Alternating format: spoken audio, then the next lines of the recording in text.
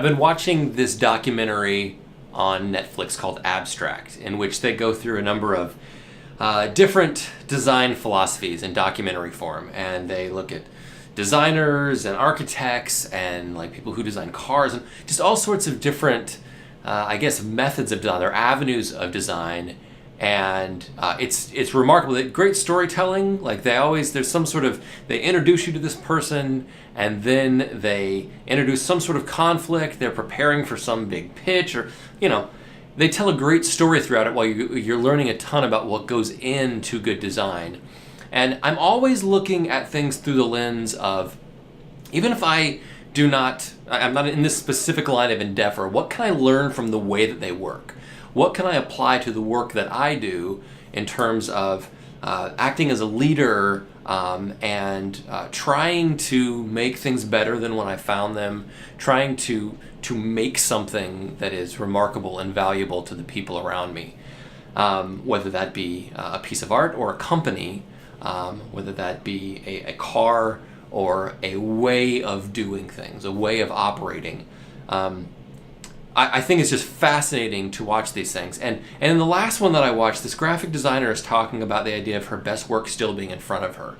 And I realized that in each of these things, and you guys all know this from movies and TV, there is always this climax. There's this moment where everything has been moving towards this point, and the climax occurs, and then it resolves, or intentionally doesn't resolve, which I also appreciate a great deal, in a way that sort of makes you feel a certain thing about what you've watched or experienced.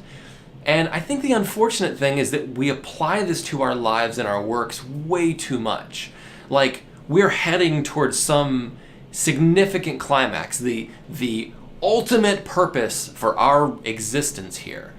And I think in reality, we have a bunch of little climaxes. We have a bunch of things where we say, I worked really hard toward this end, and that was a good thing, and now I can work on something else and do that for a while. Or this relationship is really important to me now, but they've moved away, and I can have other relationships that are important to me.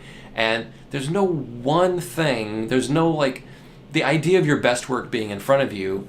I don't think that means that it has to supersede all the work that you've done in the past, but rather that you can still do great work. And regardless of what you've done in the past and how meaningful that was or how significant that was to you, that you're not looking and saying, well, yeah, 2 years ago, that was the peak, and it's never going to be better than that. Man, that's terrible.